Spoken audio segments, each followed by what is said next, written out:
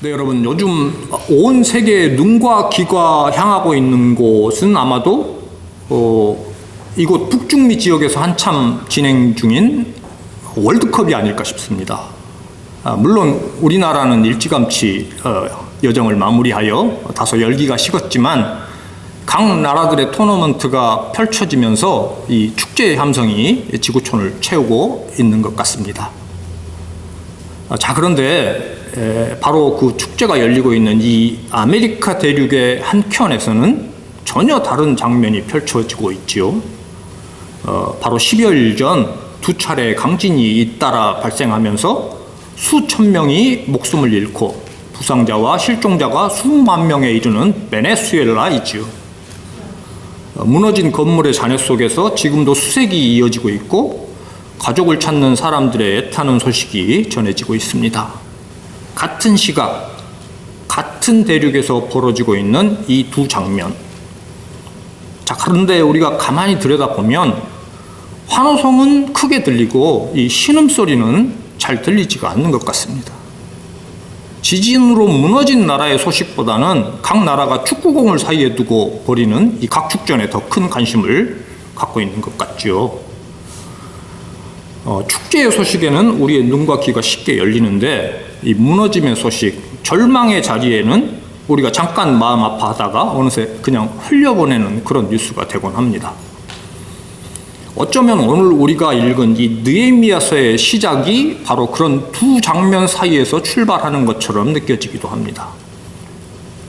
화려한 궁궐과 무너진 채 방치된 성벽, 그 대조되는 현실 속에서 한 사람이 무너진 곳의 소식에 귀를 기울이는 것이지요. 그렇게 시작되는 이 느헤미야서는 여러분 잘 아시는 것처럼 재건의 이야기이지요. 무너진 성벽이 다시 세워지고 흩어진 백성이 다시 모이고 잊혀진 말씀이 다시 낭독이 되는 그런 이야기입니다. 그래서 이 성경은 삶의 어딘가가 무너져 있는 사람, 다시 세워지기를 갈망하는 사람에게 주시는 그런 하나님의 말씀이기도 합니다. 앞으로 몇 주간 우리가 이 재건의 여정을 함께 걸어가는 동안에 무너진 것을 다시 회복시키시고 세우시는 하나님의 손길이 우리 각자의 삶에서도 경험이 될 수 있기를 소망합니다. 자, 우선 우리가 이 새로운 여정을 시작하기 전에 얼마 전 우리가 함께 나눈 에스더서를 잠깐 기억을 해보면 좋을 것 같습니다. 떠올려 보시면 페르시아 제국 아하수에로 왕 시절이 그 시간적인 공간적인 배경이었습니다. 그때 캄캄한 밤과도 같은 그런 현실을 직면한 하나님의 백성들 가운데 섭리하시며 역전시키시는 하나님의 일하심을 우리가 나누었습니다. 자, 그런데 오늘 이 느헤미야가 시작되는 지점이 바로 그 이야기의 숨결이 고스란히 남아있는 동일한 장소입니다. 본문의 1절 말씀 보도록 하겠습니다. 하가랴의 아들 느헤미야의 말이라. 아닥사스다 왕 제20년 기슬루월에 내가 수상궁에 있는데, 눈에 띄는 익숙한 명칭 발견하실 수 있으시죠? 수산궁. 바로 에스더서 내내 사건의 무대였던 페르시아 제국의 심장부입니다. 에스더가 왕후가 되어 민족을 위기에서 구한 그 궁궐, 모르드게가 성문 앞에서 통곡을 했던 바로 그 수상궁에서 이제 이 느헤미야라는 또 다른 하나님의 사람의 이야기가 시작이 되는 것이죠. 자, 그런데 에스더서와 이 느헤미야서 사이에는 약 35년에서 40년이라는 시간의 간격이 있습니다. 자, 우리가 먼저 이 구절에 등장하는 이 아닥사스다 왕, 이 사람이 누구인지 살펴보면 좋겠습니다. 누구일까요, 여러분? 에스더서에 나오는 아하수에로 왕의 아들입니다. 아버지와 아들, 아하수에로와 아닥사스다, 둘 다 아로 시작하니 성이 아시일 것이다 이렇게 생각하시면 안 됩니다. 페르시아 제국입니다. 한국 아닙니다. 자, 그래서 성경의 순서는 느헤미야가 먼저이고 에스더가 다음이지만 역사적인 시간의 순서는 반대인 것이지요. 에스더의 사건은 아하수에로 왕 시절, 대략 주전 480년경의 이야기이고 느헤미야서는 그의 아들인 아닥사스다 왕 20년, 주전 445년경의 기록입니다. 자, 두뇌 회전이 빠르신 분, 혹시 이 TV 드라마 스토리 전개에 익숙하신 분들은 그럼 혹시 에스더의 아들은 아닐까 이렇게 생각하시는 분 있을지 모르겠습니다만 아닙니다.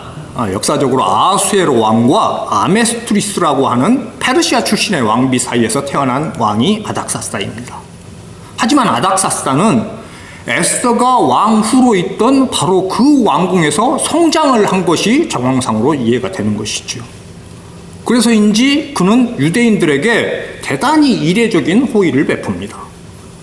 학사 에스라를 예루살렘으로 보내 영적 개혁을 이루도록 했고, 우리가 앞으로 살펴보게 될 느헤미야의 성벽 재건도 그가 허락을 합니다.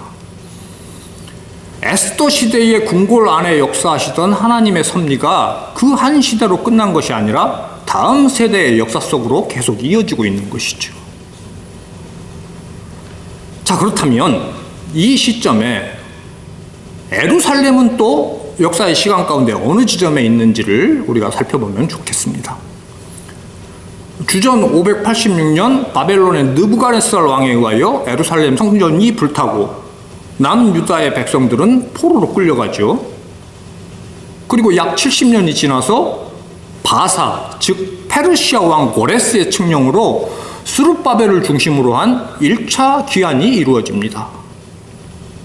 그리고 주전 516년 마침내 무너졌던 성전 재건이 완공이 됩니다. 그렇게 이스라엘의 예배의 중심은 회복이 된 것이죠. 하지만 성전이 재건되었을지언정 그 성전을 사방에서 보호하고 품어야 할 예루살렘 성벽은 여전히 무너진 채 방치가 되어 있었던 것입니다. 성전 완공 후 무려 70년이 넘는 긴 세월 동안 성벽은 무너진 그대로였던 것이죠. 자, 고대 세계에서 성벽은 그냥 단순한 군사적인 방어벽을 넘어서 그 도시의 존엄과 정체성에 직결이 됩니다. 성벽이 온전해야 비로소 하나의 독립된 도성인 것이고, 성벽이 없다라는 것은 대적들의 침입, 대적들의 조롱에 상시로 노출이 되어 있다라는 것이죠. 아무리 성전이 있어도 예루살렘의 무너진 성벽은 하나님의 백성이 여전히 수치와 능욕을 당하고 있다라는 그런 뼈아픈 증거인 것입니다. 자, 이런 시대적인 배경 속에 이제 1절이 소개하고 있는 이 수상궁에 거하는 이 인물 느헤미야. 느헤미야의 이름의 뜻은 히브리어로 여호와께서 위로하신다입니다. 이후 그의 행적과 너무나 잘 맞는 이름이죠. 그리고 이 구절에 소개되고 있는 그의 아버지 하가랴는 여호와를 기억하라라는 뜻입니다.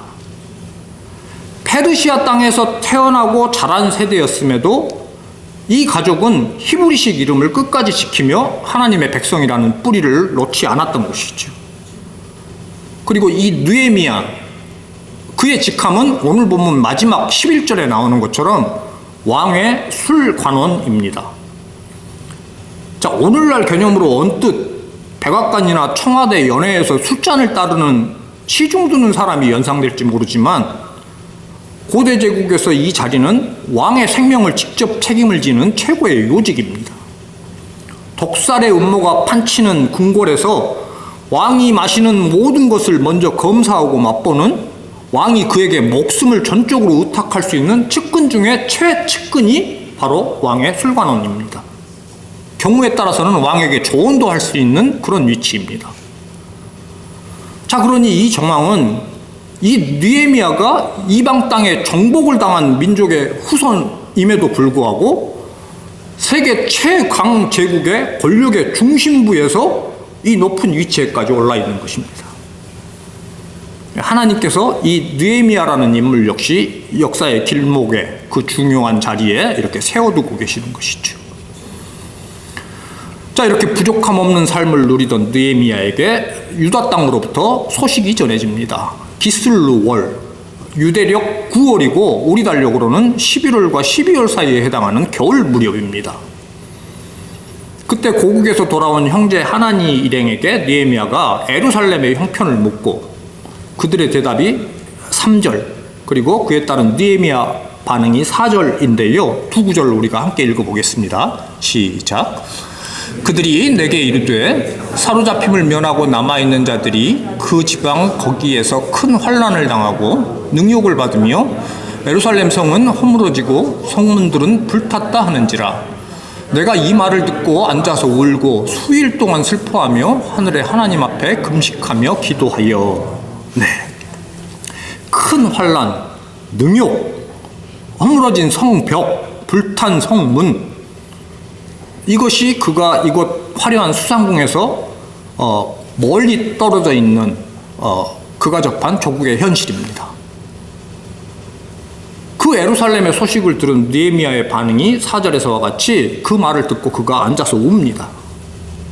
그리고 잠깐이 아니라 수일 동안을 슬퍼하며 밥 먹는 것까지를 전폐하고 금식을 하며 하나님 앞에 엎드린 것이죠.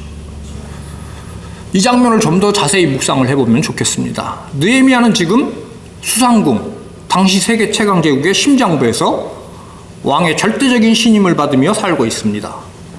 그는 남들이 부러워하는 높은 지위에서 안정을 누리며 부족함이 없습니다. 저 멀리 예루살렘의 황폐함이 그의 일상을 위협하는 그런 일도 아닙니다. 지리적으로는 약 1200km, 750마일이나 떨어진 곳, 실제 여정으로 치자면 몇 달이 걸리는 먼 곳의 이야기입니다. 더군다나 그는 페르시아에서 자라고 페르시아에서 태어났던 사람입니다.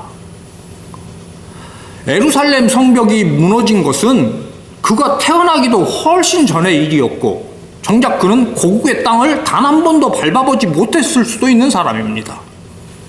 자, 그런 이 소식을 듣고 그냥 참 안타까운 일이네 하고 적당히 한숨을 내쉬며 넘어가도 누구 하나 손가락질할 사람이 없습니다. 위로의 말 몇 마디를 건넨다거나 어려운 동족들을 위해서 물자나 재물을 조금 보내주면 충분히 할 도리를 다 한 것으로 여겨질 수 있는 그런 상황이기도 하지요. 자, 그런데 느헤미야가 그렇게 넘어가지를 않는 것입니다. 그 소식을 듣는 순간 마치 자신의 몸이 무너져 내린 것처럼 주저앉아 울기 시작을 한 것입니다. 잠깐 스쳐가는 눈물이 아니라 수일 동안 슬퍼하며 금식하고 하나님 앞에 온전히 엎드린 것이지요. 느헤미야라는 인물의 본질을 보여주고 있는 대목입니다. 제국의 중심에서 승승장구하며 살면서도 그의 마음의 중심에는 언제나 예루살렘이 있었던 것이죠. 하지만 이 눈물은 단지 고국을 향한 애국의 눈물로만 우리가 읽는다라고 하면 절반만 보는 것입니다. 느헤미야의 눈물이 향하는 보다 정확한 방향이 있습니다. 자, 그는 하늘의 하나님 앞에 엎드렸습니다. 그리고 이어지는 그의 기도의 내용을 보면 그가 토로하는 것은 고국이 처한 상실의 슬픔이 아니라 하나님의 언약이 그 중심에 있습니다. 죄로 인해 흩어진 백성, 그리고 돌이키면 다시 모으시겠다는 하나님의 약속이 그의 기도 전체를 채우고 있습니다. 느헤미야에게 예루살렘은 그리운 고향이기 이전에 하나님께서 그분의 이름을 두려고 택한 곳이라는 것이죠. 그러니 이 무너진 성벽은 민족의 수치 이전에 하나님의 언약 백성이 회복되지 못한 채 있다라고 하는 아픈 영적인 현실인 것입니다. 그의 심장을 무너뜨린 것은 조국의 형편이 아니라 하나님의 이름이 그 땅에서 능욕을 당하고 있다라는 그 사실이었던 것이죠. 수상궁의 풍요가 그의 이런 영적인 감각을 마비시키지 못하고 있는 것입니다. 자, 이것은 오늘날 무너진 현실 앞에선 우리의 반응을 되돌아보게 합니다. 가정이 신앙적으로 흔들리는 모습, 공동체가 어려워 힘겨워하는 모습, 시대가 영적으로 피폐해져가는 모습과 소식을 접하며 우리는 어떻게 반응을 합니까? 자, 분석을 내놓거나 누구의 잘잘못을 따져 정죄나 비방을 하기가 쉽습니다. 혹은 누군가가 나서서 해결해 주기를 바란다거나 아니면 잠깐 안타까워하는 듯 하다가 이내 다시 일상으로 되돌아가곤 합니다. 자, 그런데 하나님의 일하심은 이렇게 비판을 쏟아내는 똑똑한 사람이 아니라 그 무너진 현실을 나의 아픔으로 끌어안아 품고 하나님 앞에 우는 한 사람을 통하여 시작된다라는 것이 이 장면이 담고 있는 의미이죠. 자, 우리의 신앙 환경 안에도 지금 내 눈앞에 허물어져 내리는 그런 성벽과도 같은 상황이 있습니다. 기도가 끊어지고 은혜의 공급이 메마르고 막혀버린 나의 영혼일 수가 있죠. 사랑과 대화가 무너진 채 상처만 주고받는 가정의 모습일 수도 있습니다. 영적인 무력감으로 서로 책임은 회피하며 소망을 잃어가는 공동체의 모습일 수도 있습니다. 그 앞에서 방광과 냉소를 멈추고 그 아픔을 내 것으로 품는 것, 그렇게 하나님 앞에 엎드리는 것, 그것이 우리가 가장 먼저 해야 할 일입니다. 자, 이 느헤미야의 눈물이 이제 그 애통함을 담은 그의 기도로 고스란히 이어지는 것이죠. 5절에서 11절까지가 그의 기도입니다. 자, 그런데 그 기도가 시작되는 방식 또한 우리가 흔히 생각하는 그런 방식과는 다른 애사롭지 않는 모습입니다. 5절과 6절을 먼저 보겠습니다. 이르되 하늘의 하나님 여호와 크고 두려우신 하나님이요 주를 사랑하고 주의 계명을 지키는 자에게 언약을 지키시며 긍휼을 베푸시는 주여 간구하나이다. 이제 종이 주의 종들인 이스라엘 자손을 위하여 주의하러 기도하오며 우리 이스라엘 자손이 주께 범죄한 죄들을 자복하오니 주는 귀를 기울이시며 눈을 여시사 종의 기도를 들으시옵소서. 나와 내 아버지의 집이 범죄하여. 이렇게 기도가 시작이 됩니다. 그의 기도가 예사롭지 않다라고 말씀을 드린 이유는 이 기도를 보면 그가 접한 예루살렘의 형편을 먼저 아뢰는 것도 아닙니다. 자신의 원하는 것, 그의 계획을 먼저 꺼내지도 않습니다. 기도의 시작이 하나님께서 어떤 분이신지에 대한 고백입니다. 크고 두려우신 하나님, 그리고 동시에 언약을 지키시며 긍휼을 베푸시는 주님입니다. 온 우주를 통치하시는 절대적인 주권자이시며 약속하신 것을 반드시 지키시는 분이심을 먼저 그가 선포를 하는 것이죠. 무너진 성벽을 가지고 하나님 앞에 엎드렸지만 그는 그 성벽보다 먼저 크신 하나님을 바라보고 있습니다. 이것이 느헤미야의 기도가 서 있는 그 기도의 기초입니다. 그리고 그 기초 위에서 느헤미야가 기도하는 그 기도에 흘러가는 방향 또한 뜻밖의 방향이지요. 그는 자신을 자복하는 자리로 나아갑니다. 6절 말미에서와 같이 나와 내 아버지 집이 범죄하여입니다. 좀 더 곰곰이 생각해보면 파격적인 고백이지요. 예루살렘이 성벽이 무너지고 또 성문이 불타버린 것에 대하여 느헤미야는 어찌 보면 연관이 없는 사람입니다. 그가 태어나기도 훨씬 전 조상들이 지은 불순종의 결과입니다. 느헤미야 개인은 유다가 망할 때 그 자리에 있지도 않았을 뿐더러 성벽이 허물어지는 일에 그는 먼지만큼의 일도 더한 것이 없습니다. 오히려 그는 이방 땅에서도 믿음을 지키며 성실하게 살아왔고 그렇기에 지금 이 제국의 최고의 자리에까지 오른 사람입니다. 자, 그러니 그 기도의 자리에서 하나님 저 예루살렘 백성들의 죄를 용서해 주십시오. 조상들의 실패를 불쌍히 여겨 주십시오. 하고 이런 제3자적인 입장에서 중보만 해도 아무런 문제될 게 없고 그 정도만으로도 훌륭한 모습입니다. 자, 그런데 느헤미야가 그렇게 하지를 않는 것이죠. 민족의 죄, 조상들의 실패를 남의 것으로 돌리는 것이 아니라 그 무거운 죄의 짐을 기꺼이 자신이 집니다. 하나님, 나와 내 집이 주님 앞에 범죄했습니다. 무너진 성벽, 공동체의 죄를 자신의 죄로 고백을 하는 이런 회개가 하나님께 드려지는 것입니다. 그가 이토록 자신을 낮추어 자복할 수 있었던 것은 앞서 그가 고백한 하나님의 성품이지요. 크고 두려운 분이시지만 자복하고 돌이키는 자에게는 반드시 언약을 지키시고 긍휼을 베푸시는 분이심을 그가 알았기에 감추거나 떠넘기는 것이 아니라 그것을 기꺼이 자신이 떠안고 하나님 앞으로 나아간 것입니다. 우리도 이러한 고백 앞에 서야 함을 보여주고 있는 장면이라 할 수 있습니다. 우리가 우리 주변에 무너진 상황을 두고 또는 시대의 어두움을 두고 누구의 잘못입니다, 저들의 문제입니다가 아닌 것이죠. 내 잘못입니다, 내 탓입니다, 내가 기도에 게을렀고 내가 범죄하였습니다 라는 고백이 있을 때에 우리의 기도는 사뭇 달라질 것입니다. 그러한 고백이 우리 기도 안에 담길 때에 나는 더 이상 구경꾼도 평론가도 아니라 이제 하나님께서 일하실 수 있는 통로가 되는 것이죠. 우리의 기도가 그렇게 쓰일 수 있기를 소망합니다. 자, 이렇게 느헤미야의 기도는 이제 하나님에 대한 자신의 신앙 고백에 이어 자신을 자복하는 이 회개에 이어 이제 보다 깊은 정점으로 나아갑니다. 막연한 감정이나 소망이 아니라 이제 하나님의 약속을 붙드는 장면으로 이어지죠. 8절과 9절인데요. 우리가 다시 한번 함께 읽겠습니다. 시작. 옛적에 주께서 주의 종 모세에게 명령하여 이르시되 만일 너희가 범죄하면 내가 너희를 여러 나라 가운데에 흩을 것이요 만일 내게로 돌아와 내 계명을 지켜 행하면 너희 쫓긴 자가 하늘 끝에 있을지라도 내가 거기서부터 그들을 모아 내 이름을 두려고 택한 곳에 돌아오게 하리라 하신 말씀을 이제 청하건대 기억하옵소서. 네, 아멘. 지금 느헤미야가 인용하고 있는 이 말씀은 신명기에, 구체적으로는 신명기 30장에 기록된 하나님의 약속의 말씀입니다. 그것을 기억을 하며 그것을 기도에 고스란히 담고 있습니다. 옛적에 주께서 모세에게 명령하여 이르시되가 가리키고 있는 내용이지요.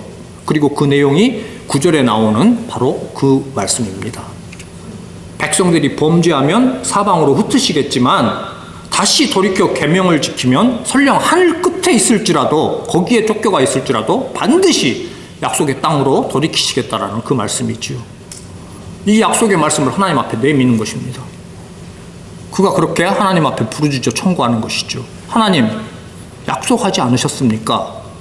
우리는 범죄하여 흩어졌지만 이제 눈물로 주님께 돌이키오니 주님, 주께서 친히 하신 그 말씀을 이제 기억하여 주십시오입니다. 한 번 말씀하신 것은 반드시 지키시는 하나님의 약속에 기반한 가장 정당하고 가장 힘있는 기도입니다. 눈앞의 현실은 여전히 성벽이 무너져 내린 절망이지만 느헤미야는 보이는 현실이 아니라 결코 변치 않는 하나님의 말씀을 기도의 등불로 삼아서 이렇게 간구하고 있는 것입니다. 역시나 우리의 기도가 능력이 되기 위하여는 변치 않는 말씀 위에 세워져야 합니다. 우리의 상황과 감정은 하루에도 수십 번씩 요동을 치고 변합니다. 그저 막연한 내 감정으로 하는 기도는 감정이 마르면 함께 메말라 버립니다. 하지만 말씀 위에 세운 기도는 상황이나 감정에 따라서 흔들리거나 무너지지 않는 것이죠. 내가 너를 떠나지 아니하리라. 너는 내게 부르짖으라. 내가 내게 응답하겠고 내가 알지 못하는 크고 엄밀한 일을 보이리라. 이렇게 약속하신 말씀을 붙들고 주님께 매달릴 때에 주님은 반드시 그것을 기억하십니다. 그리고 역사하십니다. 믿으시기 바랍니다. 느헤미야의 기도는 이렇게 하나님의 약속의 말씀을 붙들며 이어져 가고 이제 끝으로 그는 신앙 고백에 이어 자신의 자복에 이어 하나님의 약속의 말씀에 이어 이제 비로소 그의 구체적인 간구로 이어지지요. 11절입니다. 주여 구하오니 귀를 기울이사 종의 기도와 주의 이름을 경외하기를 기뻐하는 종들의 기도를 들으시고 오늘 종이 형통하여 이 사람 앞에서 은혜를 입게 하옵소서 하였나니 그때 내가 왕의 술관원이 되었느니라. 네, 아멘. 이 사람 앞에서 은혜를 입게 해달라라는 그의 간구가 이제 등장을 합니다. 자, 이 간구하는 이 사람 누구입니까? 이 은혜를 입게 해달라고 간구하는 사람, 이 사람 앞에 바로 아닥사스다 왕입니다. 그 왕 앞에 이제 서겠다라는 것이죠. 그의 기도가 이제 구체적으로 그가 할 일에 대한 결단으로 굳어지고 있는 것이고 그 일에 하나님의 은혜를 구하는 것입니다. 자, 그런데 실로 무거운 결단이죠. 우리가 에스더서에서 보았듯이 페르시아 궁정의 법도는 지엄합니다. 왕 앞에 수심을 띤 얼굴로 서는 것조차 큰 결례가 되었고 더군다나 제국 변방 도시에 성벽을 세우겠다라는 이 청원은 자칫하면 반역의 의심을 살 수도 있는 위험한 요청입니다. 제국 최고의 요직과 안락한 삶을 전부 내고로 그것을 잃게 될 수 있는 일이기도 한 것이지요. 자, 그런데 그 길을 가기로 느헤미야는 기도 끝에 마음을 정한 것이죠. 그리고 그때에 내가 왕의 술관원이 되었느니라. 내가 왜 이 이방 땅에서 이 높은 자리에 오르게 되었는지, 하나님이 나를 왜 왕의 술관원으로 세우셨는지 그 이유를 그가 기도 가운데 깨달아 결단하였음이 이 표현 안에는 담겨져 있습니다. 자, 그리고 한 가지가 더 있습니다. 오늘 이 기도는 기슬루올 말씀드린 대로 겨울에 시작이 되었습니다. 자, 그런데 오늘 본문 이후의 2장의 시작을 보면 그가 실제로 왕 앞에 요청을 드러내는 것은 유대력으로 이루어진 니산월입니다. 즉 이듬해 봄입니다. 넉 달이라는 시간이 흐른 시점입니다. 이 넉 달 동안 느헤미야는 무엇을 하고 있었을까요? 네, 물론 당연히 기도했겠지요. 자, 그런데 오늘 본문 마지막 구절이 전하는 이 표현 안에는 그 기간 동안에 내가 여전히 왕의 술관원이었다라는 의미도 있습니다.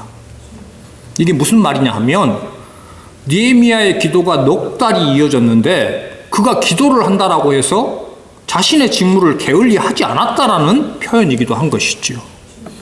매일 왕 앞에 서는 그 일상의 자리를 성실하게 지킨 것입니다. 그러면서 골방에서는 눈물로 기도를 하였던 것이지요.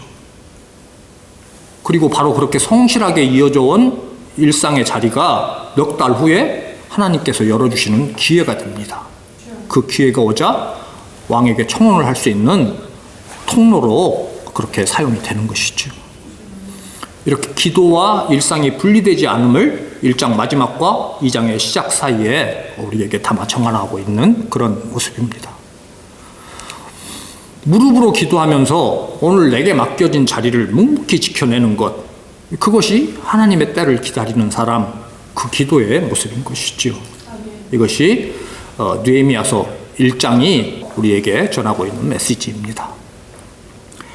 사랑하는 성도 여러분, 오늘 우리가 이렇게 예루살렘 성벽 재건을 전하는 느헤미야서의 첫 장면을 함께 나누었습니다.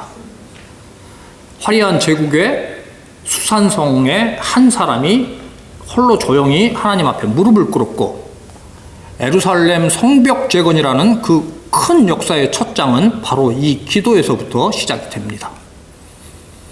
앞으로 우리가 느헤미야서에서 보게 될 모든 일들, 왕의 마음이 움직이고 백성들이 일어나고 대적들의 방해가 꺾이고 마침내 52일 만에 성벽이 완공되는 그 놀라운 역사가 모두 이 느헤미야의 기도에서부터 흘러나오는 것이죠.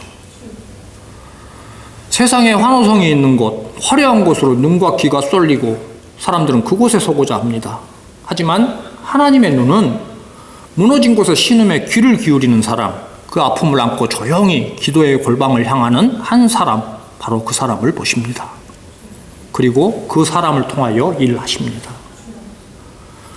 여호와의 눈은 온 땅을 두루 감찰하시며 전심으로 자기에게 향하는 자들을 위하여 능력을 베푸신다라고 역대하 16장 9절은 말씀합니다. 이 예배에 앉아있는 저와 여러분이 바로 그 사람 되기를 소망합니다. 마음에 걸리는 무너진 자리를 놓고 간절히 기도에 무릎을 꿇을 때에 주님께서 그 자리에 다시 이렇게 세우시는 역사가 시작이 되고 증거되시기를 예수님의 이름으로 축복합니다. 기도하겠습니다. 하나님 아버지, 우리가 마주하는 무너진 현실의 방관자나 비판자가 아니라 온전히 내 것으로 품고 주님 앞에 무릎 꿇는 한 사람이 되게 하여 주시옵소서. 상황과 타인을 탓하기 전에 나 자신을 먼저 돌아보게 하시고 주님의 약속의 말씀을 붙들어 기도하게 하여 주시옵소서. 응답을 기다리는 시간에도 오늘 내게 맡겨진 일상의 자리를 성실히 지키는 믿음 허락하여 주시옵소서. 우리를 기도의 자리로 부르사 회복케 하시는 예수님의 이름으로 기도합니다. 아멘. God will make a way where there seems to be no way. He works in ways we cannot see. He will make a way for me. He will be my guide. Hold me close closely to his side, with love and strength for each new day. He will make a way.